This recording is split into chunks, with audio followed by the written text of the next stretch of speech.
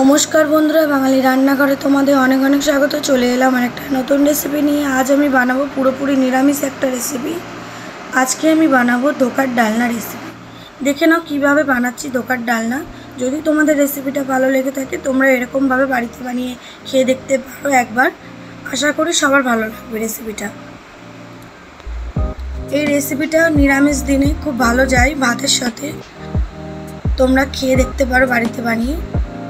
দেখো এখানে ছোলার ডালটা আমি ভিজিয়ে রেখেছিলাম ওভারনাইট। এটা আমি বেটে নিচ্ছি মিক্সারে। এখানে দেখো হাফ আদা কুচানো দিয়েছি, 4-5টা কাঁচা লঙ্কা দিয়েছি। ঝালটা তোমরা তোমাদের স্বাদ বুঝে দেবে।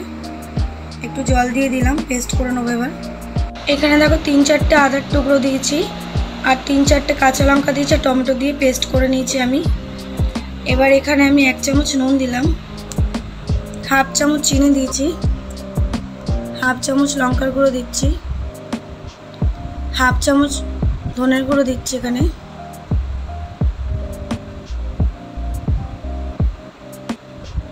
হাফ চামচেরও কম আমি হলুদ গুঁড়ো দিচ্ছি। এবার একটা মিক্স করে নেবো ভালো করে।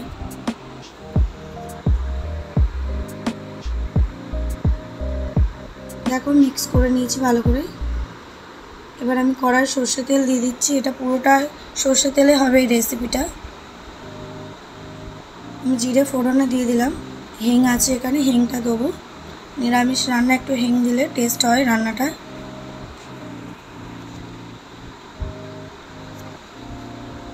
ডালের ব্যাটারটা দিয়ে দিলাম।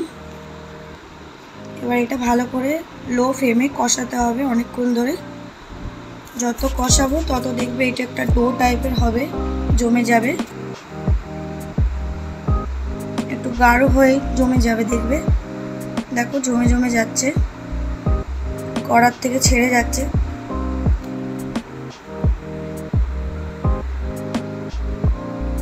দেখো এরকম ডো টাইপের হয়ে গেছে। এবার আমি তেল স্মাচ করে নেব একটা প্লেটে, নামিয়ে নিয়েছি। দেখো এরকমভাবে প্রেস করে করে এটা পুরো ছড়িয়ে দিতে হবে থালার মধ্যে।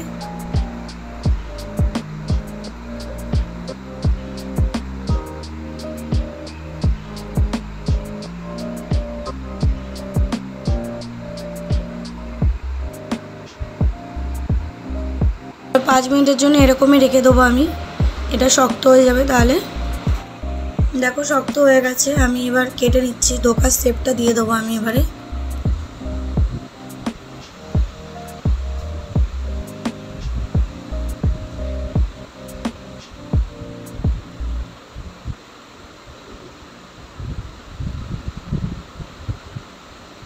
দেখো আমার সব কটা কাটা হয়ে গেছে। এবার আমি তেল গরম হয়ে গেছে, এক এক করে ধোকাগুলো ছেড়ে দিলাম। দেখো ধোকাগুলো আমার অনেকটা লাল লাল হয়ে গেছে। আমি উল্টে পাল্টে দিচ্ছি একটু একটু করে। মিডিয়াম টু লো ফ্লেমে ভাজতে হবে।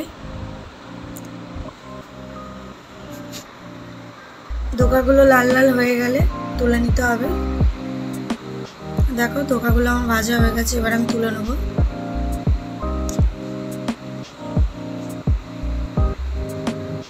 এখানে দেখো আলু কেটে রেখেছি, আলুটা ভেজে নিয়েছি আমি। এখানে জিরে আছে, গোটা গরম মশলা আছে, হিং আছে, তেজপাতা আছে, এগুলো তেলে দেবো। দেখো গোটা জিরে দিয়ে দিলাম, তেজপাতা দিয়ে দিলাম, গরম মশলা দিয়ে দিলাম, হিং দিয়ে দিলাম। এখানে দেখো টমেটোর মধ্যে আমি হলুদ দিয়ে দিলাম 1 চামচ মতন, ধনে দিয়ে দিলাম 1.5 চামচ দিয়েছি ধনের গুঁড়ো, নুন দিয়ে দিচ্ছি এখানে 2 চামচ। তোমাদের স্বাদ বুঝে নুনটা দেবে। লঙ্কার গুঁড়ো দিয়ে দিচ্ছি 2 চামচ। ঝালটাও তোমরা তোমাদের যেরকম পছন্দ করো ঝাল সেরকম বুঝে দেবে। এই মশলাটা আমি দিয়ে দিলাম তেলের মধ্যে। এবার এটা কষাতে হবে অনেকক্ষণ। মিডিয়াম টু লো ফ্লেমেই কষাতে হবে। দেখো মশলাটা আমার কষে গেছে। এবার আমি একটু জল দিয়ে দিচ্ছি, অল্প জল দিয়ে কষাবো, নাহলে মশলাটা পুড়ে যেতে পারে।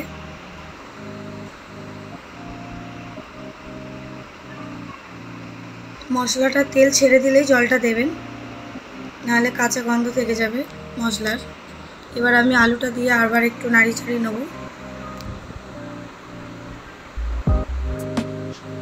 নিরামিষ দিনে এরকম একটা দোকার ডালনা দিয়ে রেসিপি করে দেখো তোমরা বাড়িতে, খুব ভালো লাগে। এবার আমি জল দিয়ে দিচ্ছি, একটু নাড়ি চাড়িয়ে নেব। এবার আমি 5 মিনিটের জন্য ঢাকা দিয়ে রেখে দেবো। এটা ফুটে গেলে তারপর আসছি। দেখো 5 মিনিট হয়ে গেছে, ফুটে গেছে, এটা আলুগুলো সিদ্ধ হয়ে গেছে। এবার আমি ধোকাগুলো দিয়ে দেবো।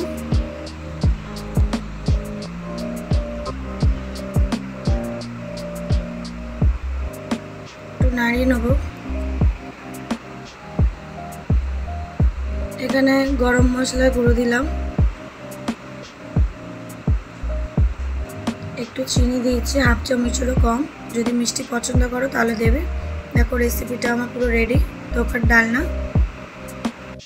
নিরামিষ দিনে এরকম একটা দোকার ডালনা রেসিপি তোমাদের বাড়িতেও বানিয়ে খেয়ে দেখো। আশা করি সবার রেসিপিটা খুব ভালো লাগবে। যদি ভালো লেগে থাকে আমার পাশে থেকো, আমাকে একটু সাপোর্ট করো। আর তোমরাও আমাকে জানিও কমেন্ট বক্সে যে তোমাদের কি কি রেসিপি পছন্দ, কীরকম রেসিপি তোমরা দেখতে চাও আমার চ্যানেলে। চলো দেখা হচ্ছে অন্য একটা রেসিপির সাথে। টাটা।